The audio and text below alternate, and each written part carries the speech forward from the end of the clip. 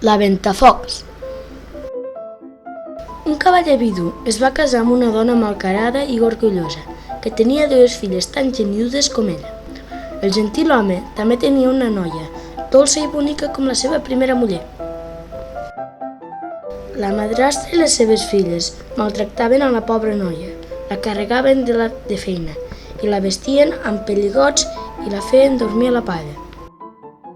En acabar la tasca, la pobrissona s'arrupia per la llar de foc, enmig de la cendra. Per això li diuen cul de cendra, cendrosa i ventafocs. Una vegada, el fill del rei va celebrar unes festes que havien de durar 3 dies i va convidar al ball les noies del país.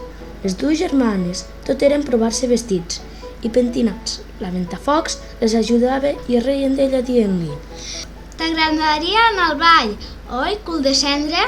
Com riuria tothom?» Va arribar la nit del ball i la mare i les germanes van marxar estorfades com idiots. La pobreta Ventafocs, en quedar sola, va esclatar en plors. «Què et passa, filleta meva?» va dir-li la seva padrina.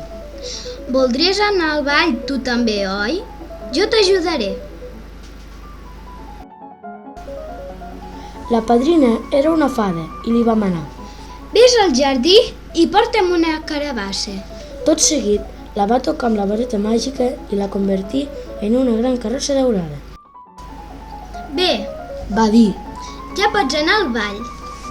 «Amb aquests parracs?» preguntà la Ventafocs. La padrina els hi tocà amb la vareta i es van tornar un vestit d'or, plata i pedres precioses i als peus li va posar unes xinades de cristall. La padrina li advertí: «Abans de mitjanit deixa el ball, perquè tot tornarà a ser com abans». Quan la Ventafocs va entrar a palau, tothom va quedar meravellat i el príncep embadalit la va treure a ballar. Però en tocar 11:45, la noia va desaparèixer, corrents cap a casa. Com va tornar a les germanes, tot era parlar-li de la noia desconeguda. La Ventafocs escoltava enriolada. La nit següent, les germanes van tornar al ball i la Ventafocs també, encara més bonica i amb un vestit més preciós. El príncep i la Ventafocs ballaven d'allò més encisats. Quan van tocar les 12, la noia fugí esperitada en sentir la primera campanada. El príncep, que la seguia, només va trobar una xinela de cristall a l'escalinata del palau. L'endemà, el príncep va fer una crida anunciant que es casaria amb la noia a qui es ve la xinela i va enviar un patge a casa de totes les noies del reialme. Les germanastres suaven provant de calçar-se la xinela, que els anava petita, i quan la Ventafocs demanà per emprovar-se-la, elles se'n van riure, però el patge va dir que hi tenia tot el dret.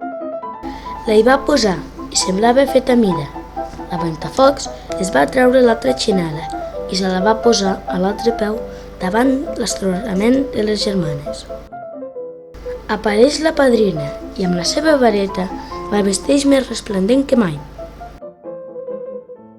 Llavors les germanes li demanen perdó i ella els el concedeix. I ja a palau, el príncep, enamorat, es va casar al cap de pocs dies amb la Ventafocs.